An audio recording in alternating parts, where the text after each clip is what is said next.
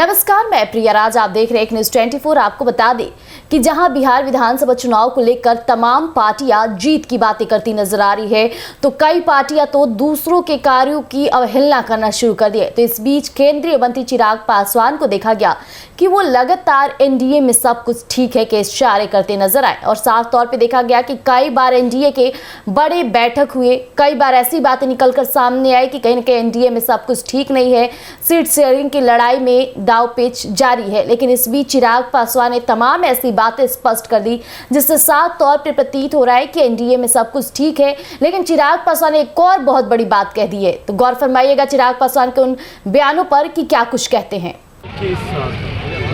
अलग अलग समय पर गठबंधन के तमाम साथी एक साथ बैठकर चुनावी रणनीति चर्चाएं कर एक दूसरे के विषयों को समझकर जिस मजबूती के साथ ये गठबंधन आगे बढ़ ये अपने में दर्शाता है कि न सिर्फ हैंड एंड ग्लव्स की तरह हम लोग काम कर रहे हैं, बल्कि अपने में ये विनिंग कॉम्बिनेशन है जो इस बार बिहार में एक ऐतिहासिक जीत दर्ज करेगा। कुछ समय पहले दिल्ली में भी एनडीए के तमाम नेताओं की मुलाकात बातचीत हुई।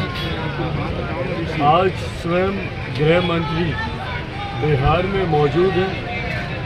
जनसंपर्क कर जनता के माध्यम से तो वो इस बात को समझेंगे ही कि जनता की इस गठबंधन से क्या आशाएं हैं, पर साथ ही में गठबंधन के साथियों के साथ बातचीत से भी कैसे हम लोग चुनाव में अपने प्रदर्शन को और मजबूत और बेहतर कर सकें, इस दिशा में भी आज चर्चा होगी।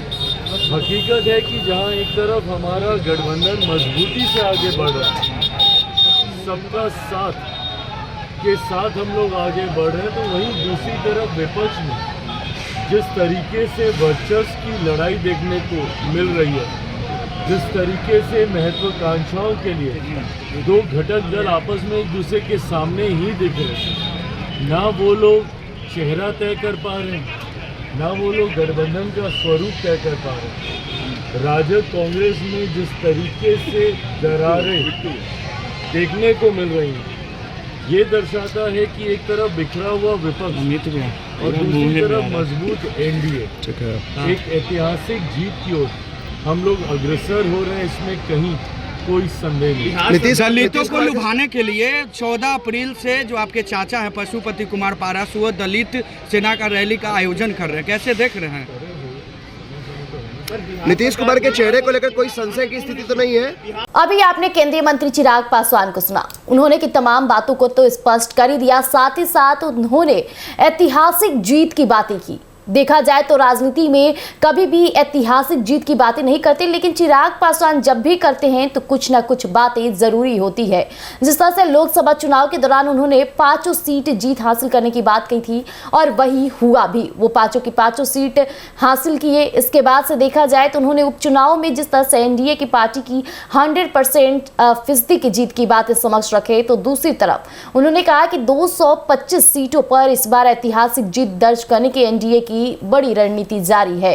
इस बीच चिराग पासवान का कहना है कि हम तमाम नेता एक विनिंग कॉम्बिनेशन की तरह काम कर रहे हैं, जो आने वाले बिहार में विकास का एक विकसित रूप होगा।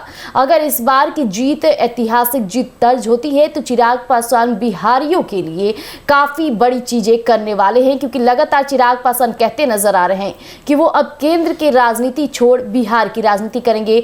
बिहार फर्स्ट, बिहारी फर्स्ट के नारे के साथ साथ चिराग पासवान अब बिहार वासियों के लिए बहुत बड़े कार्यों को सामने लाने वाले हैं, जो आगे चलकर पलायन जैसे मुद्दे को धीरे धीरे खत्म कर देगा और बिहार को और भी ज्यादा विकसित बिहार बनाने में काम करेगा।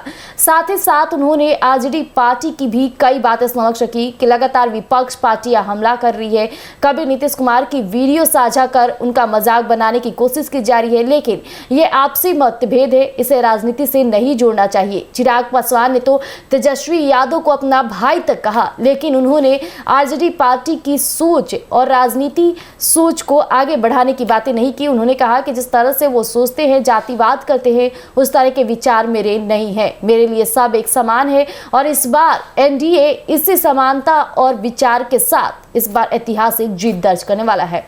तो ऐसे में देखना दिलचस्प रहेगा कि चिराग पासवान के बोले गए बोल कितने सच रहते हैं। तब तक के लिए हमारे साथ जुड़े रहिएगा एक न्यूज़ 24 पर। धन्यवाद।